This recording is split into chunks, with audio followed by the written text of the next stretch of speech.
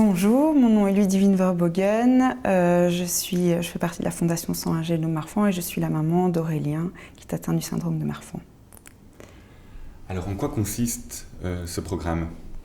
Alors la fondation, le projet 101 Génome Marfan consiste à mettre en place une plateforme bioinformatique qui croise les données phénotypiques, c'est-à-dire du dossier médical complet des patients, et les données génomiques, donc la cartographie génétique complète, d'une cohorte de 100 patients atteints du syndrome de Marfan.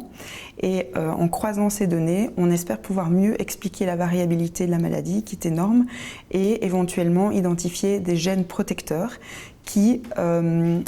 dont on pourrait essayer de reproduire les effets par des médicaments. Donc je vais donner un exemple concret. On prendrait 2 individus atteints du syndrome de Marfan, ils ont la même mutation, mais ils ont des atteintes très différentes. Il y en a un par exemple qui est très légèrement atteint et l'autre qui est gravement atteint. Et en étudiant toute leur cartographie génétique, donc leur génome, on peut se rendre compte que chez celui qui est peu atteint, il y a un gène qui est actif et qui en fait le protège de la mutation qui est la même. Et si on arrive à identifier ce gène protecteur, on pourrait se dire tiens, tel gène produit telle protéine et on pourrait essayer de faire un médicament reproduisant l'effet de cette protéine qu'on donnerait aux patients qui sont plus sévèrement atteints. Et pourquoi donc avoir voulu créer cette fondation ?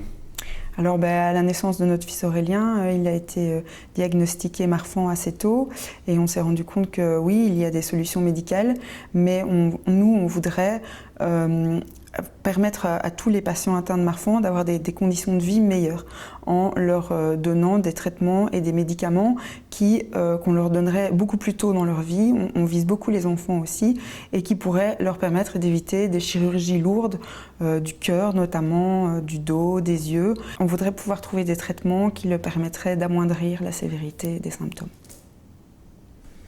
Et donc, qu'attendez-vous de ce projet ? Alors, ce que j'attends de ce projet, en fait, notre rêve, à mon mari et moi, c'est de faire avancer la recherche de 10 ans. Donc, on nous a dit qu'en fait, comme en créant cette plateforme, on va mettre à la disposition des chercheurs et des scientifiques une base de données à laquelle ils n'ont pas accès aujourd'hui, ça leur permettrait de faire un bond de 10 ans une avancée de 10 ans dans la recherche. Parce qu'en fait, la maladie de Marfan n'est pas du tout une maladie orpheline. Il y a beaucoup de chercheurs qui travaillent dans cette maladie parce que c'est une maladie cardiovasculaire. Les maladies cardiovasculaires sont celles qui tuent malheureusement le plus. Et donc, ça peut être intéressant d'étudier le syndrome de Marfan pour d'autres maladies également. Et donc ici, ce qu'on voudrait essayer de faire, c'est de mettre à disposition des chercheurs, de tous les chercheurs, quel que soit leur pays, quelle que soit leur langue, quelle que soit une base de données gratuite. Et certains de ces chercheurs travaillent depuis des années dans le syndrome de Marfan, et une fois qu'ils auront accès à ces informations, comme certains d'entre eux savent déjà ce qu'ils cherchent, ils vont pouvoir avoir la confirmation de ce qu'ils pensent et pouvoir sortir des médicaments assez rapidement. Et donc, quels sont pour vous les principaux facteurs clés de la réussite de ce projet ? Alors, je pense que nous avons réuni une fantastique équipe de scientifiques et donc ça, c'est fondamental. Ce sont des gens hyper spécialisés.